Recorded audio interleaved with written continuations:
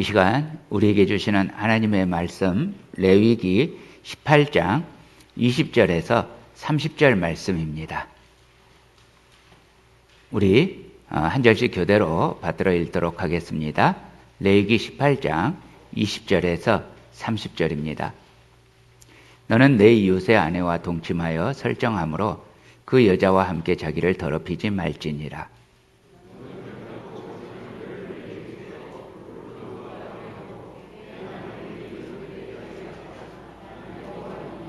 너는 여자와 동침함 같이 남자와 동침하지 말라. 이는 가증한 일이니라.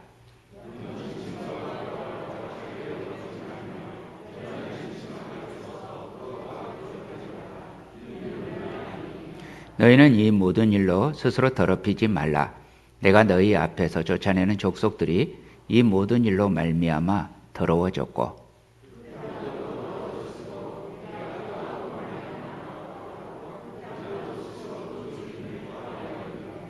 그러므로 너희 곧 너희의 동족이나 혹은 너희 중에 거류하는 거류민이나 내 규례와 내 법도를 지키고 이런 가증한 일에 하나라도 행하지 말라.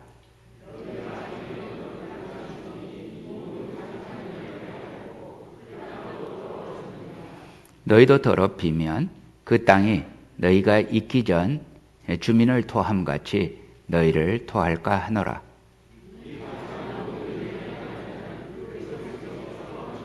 함께 읽겠습니다. 그러므로 너희는 내 명령을 지키고 너희가 들어가기 전에 행하던 가증한 풍속을 하나라도 따름으로 스스로 더럽히지 말라. 나는 너희의 하나님 여호와니라. 아멘. 제가 예수님 믿게 되고 몇 년 지나지 않아서 대학생 시절입니다. 교회 학교 초등부 선생님을 하고 있었습니다. 그때 어느 날이었는데요. 아이들에게 제가 가르치던 내용이 대충 이런 내용이었습니다. 여호수아 10장 40절입니다. 이와 같이 여호수아가 그 온 땅, 곧 산지와 네겝과 평지와 경사지와 그 모든 왕을 쳐서 하나도 남기지 아니하고 호흡이 있는 모든 자는 다 진멸하여 바쳤으니 이스라엘의 하나님 여호와께서 명령하신 것과 같았더라. 자, 이런 내용의 이제 교회 학교니까 스토리를 가지고 여호수아가 완벽하게 승리하고 그리고 이제 가나안 족속을 한 사람도 남기지 않고 다 그냥 쳐서 죽였다고 막 신바람 나가지고 막 그 온 몸을 다 써서 설명하고 있었어요. 그런데 우리 아이들 중에 한 명이 얼굴이 너무 어두운 거예요. 그래서 가르치다 말고 도대체 왜 표정이 이러느냐고 물었어요. 그때 이 아이가 대답하는 거예요. 왜 하나님이 사람을 다 죽여요? 하나님 너무 잔인하지 않아요? 이 질문을 듣는데요. 제가 멍해졌습니다. 저는 그때 예수님 영접하고 얼마 되지 않아서 막 첫사랑으로 막 방방 뛸 때였기 때문에 그런 식으로 생각을 해본 적이 한 번도 없었어요. 그런데 갑자기 이 질문을 탁 당하니까 할 말도 없고 그러면서 대충 얼버무리게 됐는데 여기에 대해서 내가 뭐라고 대답하지?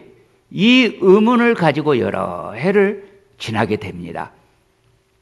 그런데요, 그로부터 지금 40년이 훨씬 넘었어요. 지금도 이렇게 신앙생활 하는 가운데 우리 교인들 가운데에서도 똑같은 질문을 하는 분들을 만나게 됩니다. 그래서 오늘은 이 질문에 대해서 다뤄보려고 합니다. 왜 하나님은 이렇게 가나안 족속을 살려두지 않고 다 죽이라고 명령하실 만큼 잔인하실까?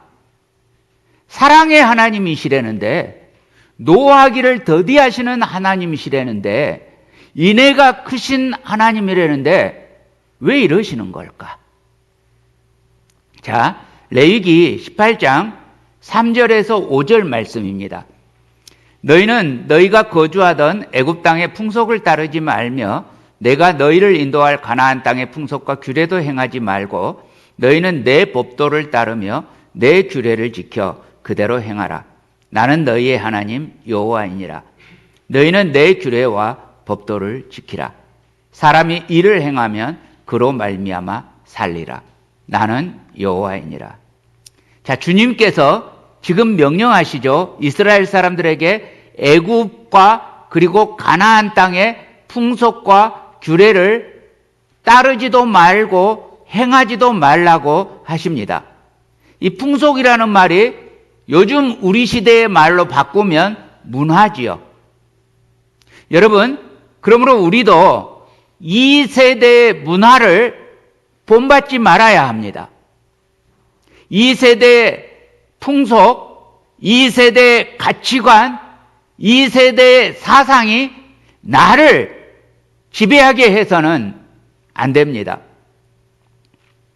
오직 내가 지킬 것은 여호와의 법도, 여호와의 규례입니다. 다시 말하면 말씀입니다. 하나님의 선하시고 기뻐하시고 온전하신 뜻이 무엇인지 분별하면서 내 삶을 영적 예배로 드려야 합니다. 그러면 산다고 했습니다. 그러면 생명을 얻습니다. 말씀을 지켜 행하면이 히브리 원어로 뭐라고 했어요?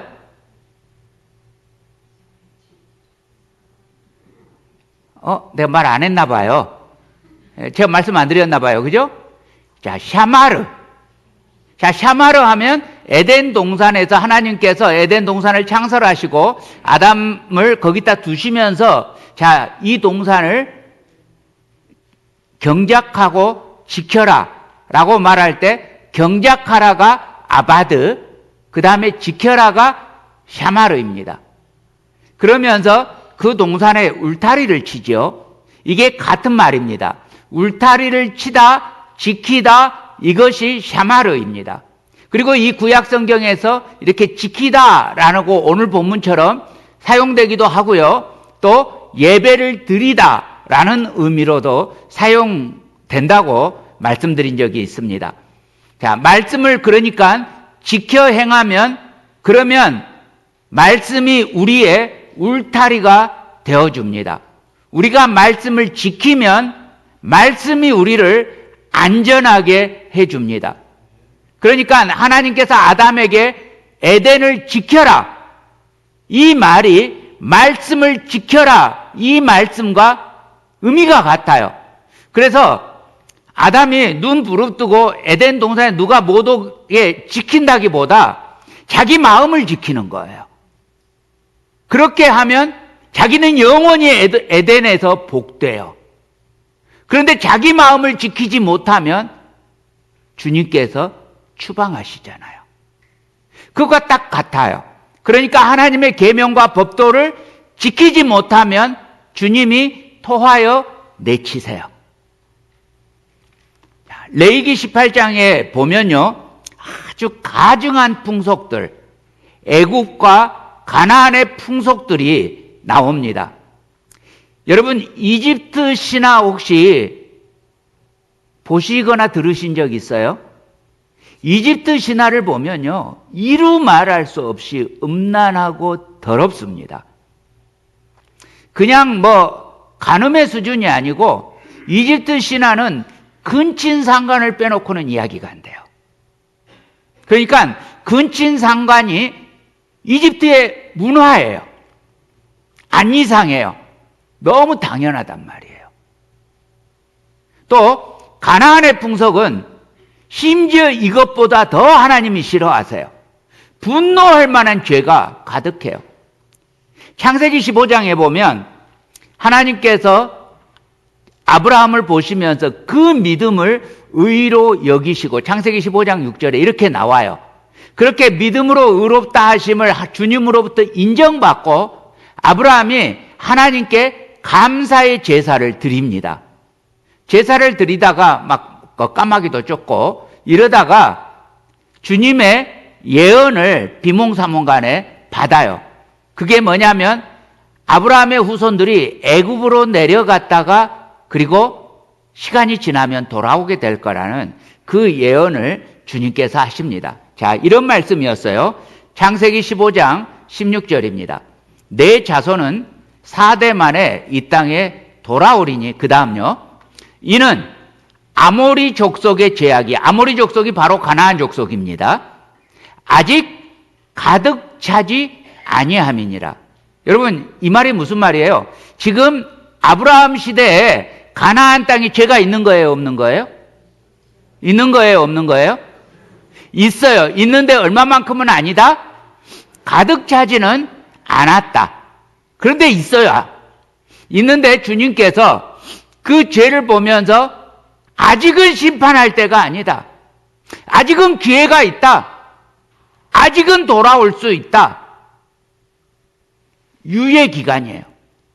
그런데 주님이 또 아세요. 그렇게 해서 회개하고 돌아올 기회를 주시지만 돌아오지 않을 거라는 걸 알아요. 그래서 4대 만에 이스라엘 족속이 돌아왔을 때, 그때까지 가나안 족속이 회개하지 않고 있고 그 죄가 가득히 있으면 하나님은 심판하실 수밖에 없다는 거죠. 그리고서 약 이 예언 후에 500년, 600년이 흐릅니다. 요셉으로 말미암아서 야곱의 가족들 70명이 애굽에 들어가고 나올 때까지가 430년이라고 했습니다. 그러니까 아브라함부터 치면 5, 600년이 되는 거죠. 그 기간이 여러분 하나님이 참으셨던 시간이었고 하나님이 가나안 땅의 족속들에게 회개의 기회를 주셨던 기간이었습니다. 그런데 하나님이 도저히 용납할 수 없는 지경까지 가득 해줬다는 말입니다. 자, 그 가나안의 풍속, 문화가 어떠했습니까? 첫 번째는 간통과 간음이 너무 흔했어요. 우리는 민수기를 보면요, 거기에 이 발람과 발락 이야기가 나오죠.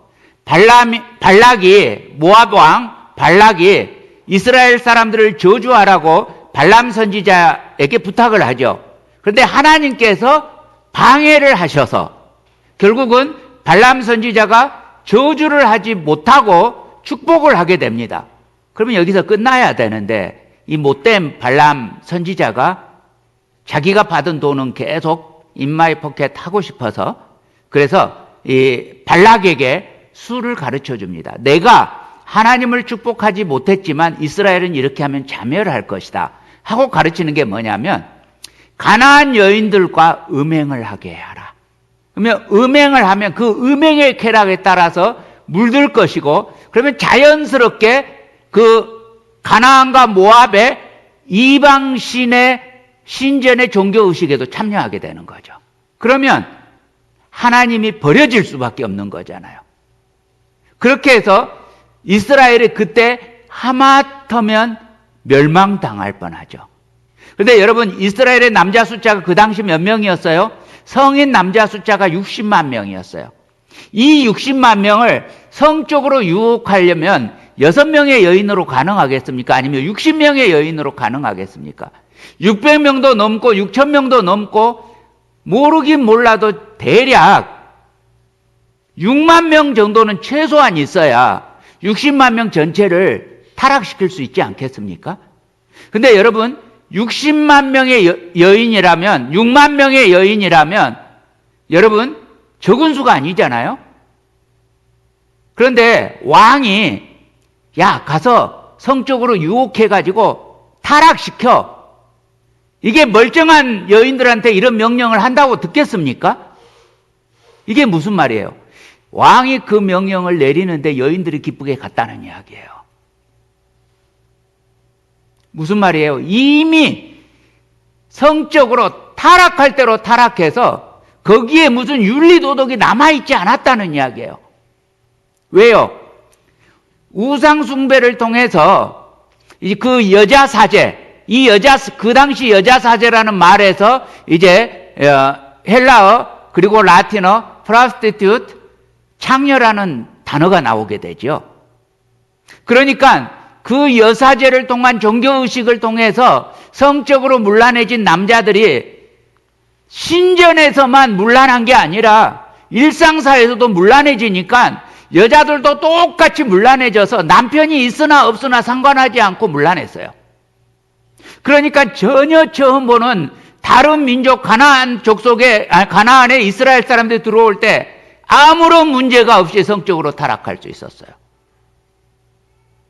얼마나 지금 심각한 상황이었는지를 보여주는 거죠.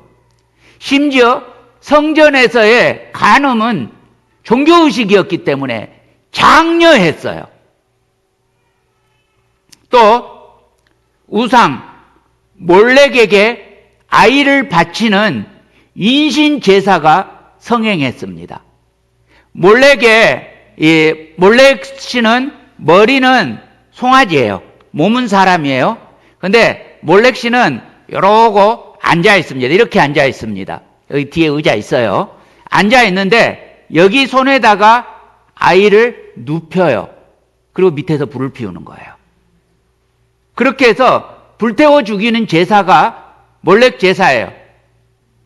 그리고 불태워 죽이지 않는 아이는 그 위에서 이렇게 우리 옛날에 연탄불에 김 붙이듯이 요렇게 해서 정화시켜서 키우기도 해요. 모든 아이는 그 불을 지나가야 돼요. 그리고 특별히 어떤 그 부모에게 소원이 있으면 자기 자식을 불태워요. 이럴 수가 있습니까 싶은데요. 그렇게 그 자식을 불태우는 부모는 믿음이 좋다고 칭찬받는 거예요. 그럴 수가 있습니까 하는데요. 여러분, 제가 어린 시절에, 초등학교 시절에 그때 왜 그랬는지 모르는데 갑자기 이 문교부에서, 그 당시는 문교부죠, 문교부에서 고전 책들을 이따만큼 읽으라고 장려했던 시간이 있었어요.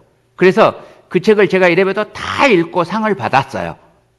근데 그 고전을 읽으면요, 대목마다 나오는, 그러니까 지금 초등학생한테 읽히는, 말하자면 곤장도서예요. 문교부 곤장도서에 뭐가 나오냐면요, 자기 자식을 죽여서 그 자식으로 요리를 해서 병든 어머니께 드리는 거예요.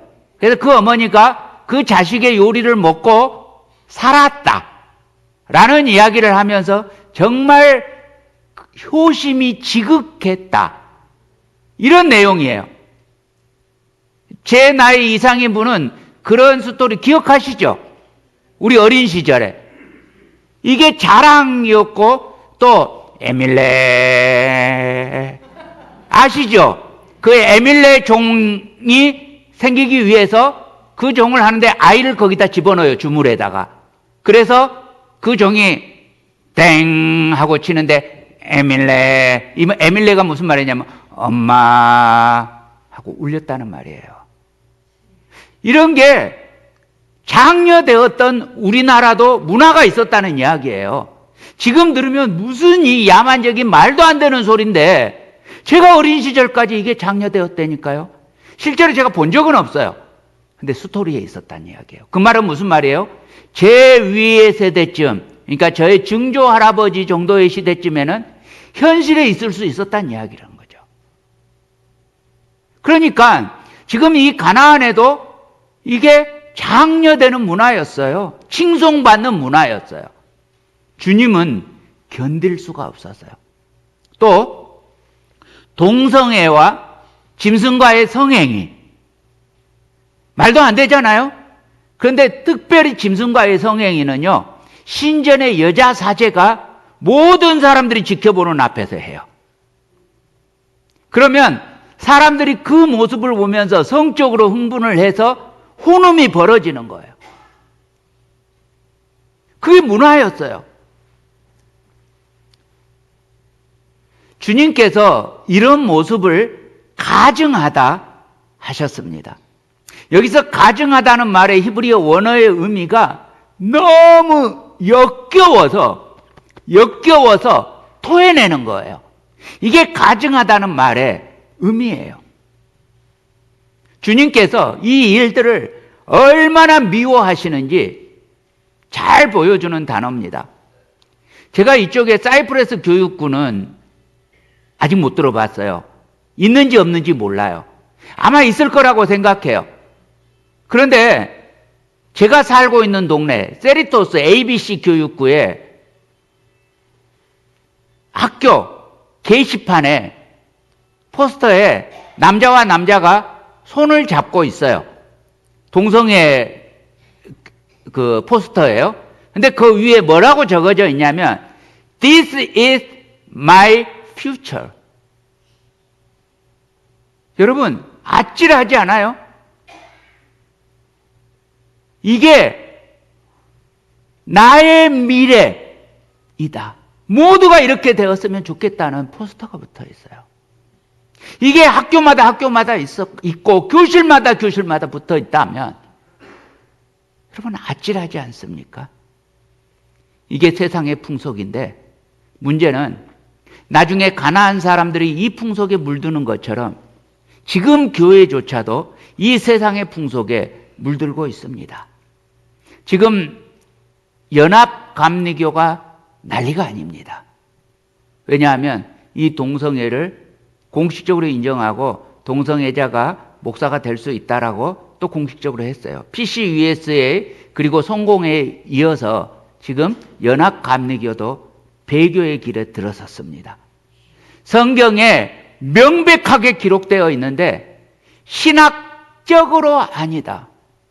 무슨 신학이 성경을 감히 넘어서는 신학이 있습니까? 내 입맛대로 세상의 풍속에 맞추는 하나님께서 가증하게 여기는 죄를 신학이라는 이름으로 감히 교회가 용납합니까? 그럴 수는 없습니다. 자, 하나님께서 이렇게 가나안의 풍속의 죄를 나열하신 후에 이렇게 말씀하십니다. 레위기 18장 24절 25절입니다. 너희는 이 모든 일로 스스로 더럽히지 말라. 내가 너희 앞에서 쫓아내는 족속들이 이 모든 일로 말미암아 더러워졌고 그 땅도 더러워졌으므로 내가 그 악으로 말미암아 벌하고 그 땅도 스스로 그 주민을 토하여 내느니라. 사랑하는 형제자매 여러분, 하나님께서 이스라엘 사람들을 가나안 땅에 들이면서 가나안 사람들을 쫓아내고 진멸하라고 하신 이유가 여기 있습니다. 바로 극심한 성적 타락과 가증한 우상 숭배 때문이었습니다. 여러분, 한번 생각해 보십시오. 자기 자식을 불태워 죽이는 것을 칭송하는 문화, 그리고 동성애와 짐승과의 성행위도 종교의식으로 승화시켜서 칭찬하는 문화, 그리고 그 앞에서 모든 신도들이 혼음을 벌이고 있는 것을 자기들의 신이 기뻐하시는 행동이라고 말하는 문화. 왜요? 왜 종교의식으로 승화시키는 겁니까? 그냥 하면 양심은 말해요. 그러니까 이 양심을 무디게 하는 방법이 종교의식으로 승화시키는 거예요. 여러분, 가끔 우리 신문에 광신도들 이야기가 나옵니다. 하나님이 아무개를 죽이라고 하셔서 그게 귀에 들려서 죽였다. 이게 무슨 말이에요? 자기가 죽이는 것은 윤리적으로 용납이 안 되는데 무슨 신이 자기의 귀에 울려서 했다? 종교로 승화시켜서 양심을 마비시켜서 하는 행동이죠. 여러분이라면 이런 죄를 가만히 놔둘 수가 있겠습니까?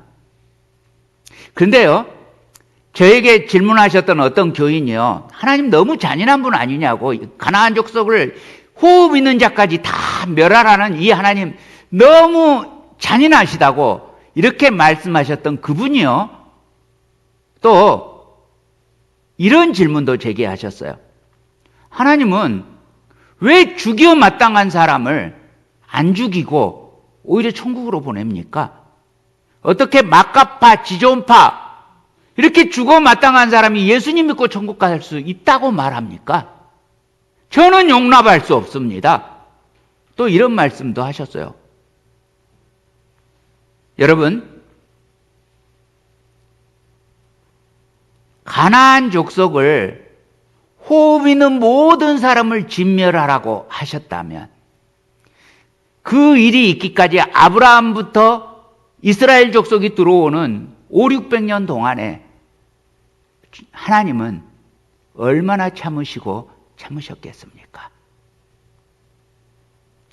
주님은 노아의 시대에도 그렇게 참으셨고 또 이스라엘 사람들이 가나안 땅에 들어온 뒤로 하나님의 소원대로 가나안 땅을 정화시켜야 되는데 가나안 땅을 하나님의 성전으로 하나님의 나라로 정화시켜야 되는데 그렇게 하지 않고 결국은 이 애국과 가나안의 풍속에 자기들이 물들어요.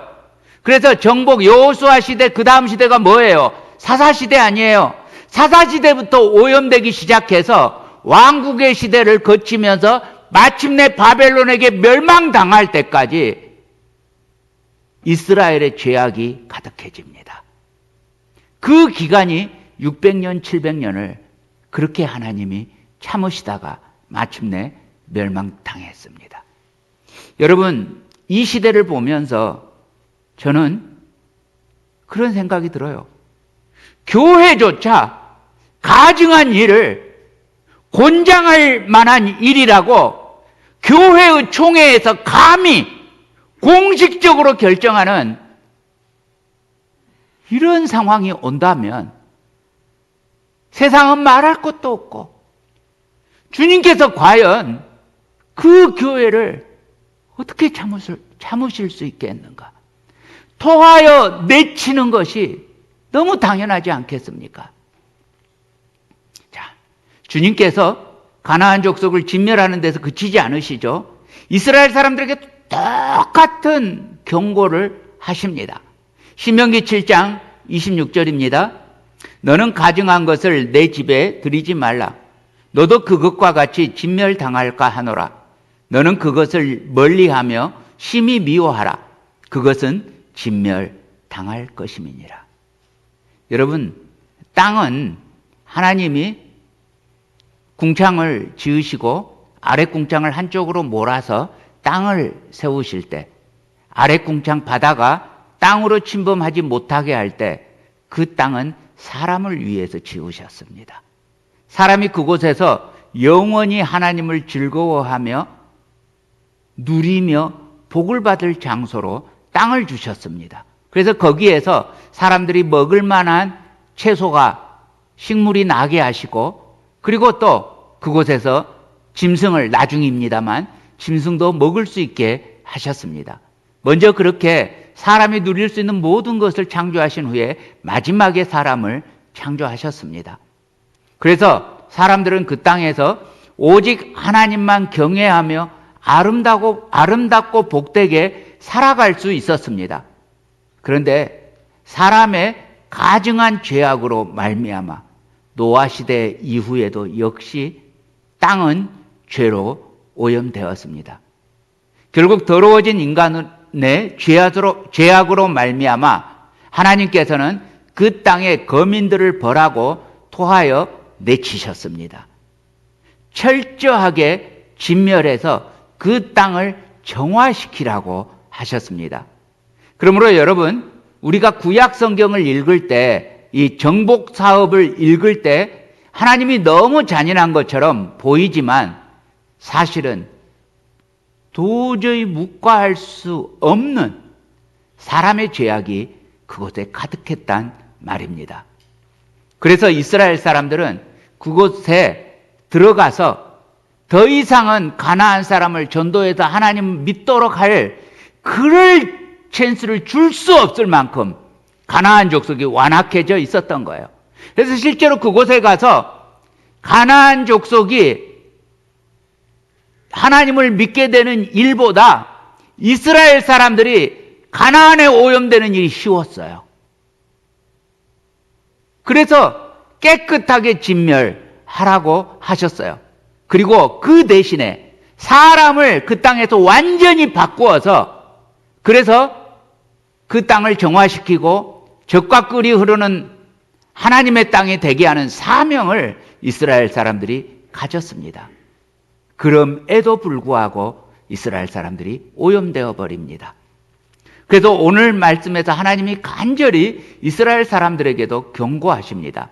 26절에서 29절입니다. 그러므로 너희 곧 너희의 동족이나 혹은 너희 중에 거류하는 거류민이나 내 규례와 내 법도를 지키고 이런 가증한 일에 하나라도 행하지 말라.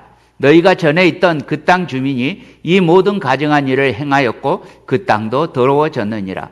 너희도 더럽히면 그 땅이 너희가 있기 전 주민을 토함같이 너희도 토할까 하노라. 이 가증한 모든 일을 행하는 자는 그 백성 중에서 끊어지리라. 그러면서 하나님께서 이렇게 결론 내리십니다. 30절입니다. 우리 함께 읽겠습니다. 시작. 그러므로 너희는 내 명령을 지키고 너희가 들어가기 전에 행하던 가증한 풍속을 하나라도 따름으로 스스로 더럽히지 말라. 나는 너희의 하나님 여호와이니라. 아멘. 이처럼 하나님께서는 더럽혀진 땅을 하나님을 섬기는 이스라엘 사람들을 통해서 깨끗하게 해서 하나님 보시기에 아름다운 땅, 하나님의 사랑과 하나님의 정의가 물과 같이 흐르는 땅, 생명의 땅, 살림의 땅, 하나님 나라가 되게 하고자 하셨습니다. 이스라엘 백성들은 훗날에 예수님이 성전을 정화시키는 것처럼 땅의 정화의 사명을 띠고 그 땅에 파송되었습니다. 유월절 어린 양의 피와 홍해를 건너는 세례를 통해서 하나님의 백성이 된 이스라엘 백성들은 가나안 땅을 거룩하게 하는 거룩한 성도, 거룩한 백성의 삶을 살아야 했습니다. 그러므로 사랑하는 형제자매 여러분, 하나님은 하나님이 진노하시기까지 했다면 우리는 정말 하나님을 경외해야 합니다. 경외라는 말이 fear God, 두려워하라는 말씀이죠. 동시에 하나님은 사랑의 하나님, 노하기를 더디하시는 하나님입니다. 여러분 분명히 그렇잖아요. 하나님은 우리가 죄를 지었다고 바로 심판하지 않으십니다. 저도 예수님 믿고 나서 수많은 죄를 지었어요. 그때 너는 예수 믿어도 그러냐? 너는 소망이 없다. 싹수부터 놀았다. 그리고 그때 저에게 X표를 쳤다면 목사가 되기는커녕 지금 이 자리에 존재할 수도 없었을 것입니다. 하나님은 우리가 죄를 지었다고 바로 심판하지 않으셨습니다. 우리 주님은 지금도 우리에게 기회 주고 계시잖아요. 참으시고 또 참고 계시잖아요. 가나안 족속을 위해서 아브라함 시대부터 이스라엘 사람들이 애굽을 나올 때까지 참으셨던 것처럼 노하기를 더디하시는 긍휼에 풍성하신 하나님은 지금도 참고 계십니다. 예수님이 승천하시고 나서 곧 오시리라 하셨지만 어떤 분들이 그래요. 곧 오시리라 하신 하나님이 2000년이 돼도 안 오신다. 왜 오시겠느냐? 여러분, 2000년이 넘기까지 안 오시는 주님, 그만큼 참으시는 주님이십니다.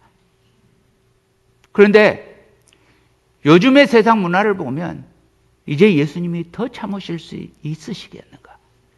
교회조차 명백하게 성경에 기록된 것을 두려워하지 않고 감히 신학이라는 이름으로 합리화시키고 종교 예식으로 합리화시켜 버린다면 하나님이 더 참으실 수 있겠는가? 우리 주님이 반드시 오십니다. 다시 올 때 주님은 심판하기 위해서 오십니다.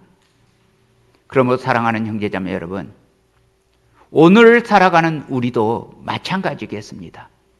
그리스도의 사랑으로 이렇게 교회가 된 우리는 절대로 세상의 풍속을, 이 세대를 본받아서는 안 되겠습니다. 오직 십자가의 은혜로 그 은혜를 받아서 지금 구원을 얻은 성도들은 하나님의 선하시고 기뻐하시고 온전하신 뜻이 무엇인지 분별하면서 이 세대에 나 자신을 거룩한 산제물로 드리면서 한 사람이라도 얻기 위해서 산제물로 드리면서 영적 예배를 드리는 예배자가 되어야 하겠습니다. 그리스도의 복음의 은혜로 우리가 살아가고 있는 이 시대를 나의 주변부터 정화시켜야 할 사명이 우리에게 있습니다. 우리 그리스도인의 입에서 이런 소리가 나오면 안 돼요. 세상 사람 다 하는데 뭔다. 세상 사람 다 할지라도, 심지어 아무개 목사, 아무개 장로가 그런다 할지라도 나는 하나님의 말씀대로 살겠습니다. 나는 주님의 뜻대로 살겠습니다. 이 믿음 가지고 이 마지막 세대에 선교적 존재로, 중보적 존재로 드려지시기를 우리를 구속하신 소망의 주님 예수 그리스도 이름으로 간절히 축복합니다.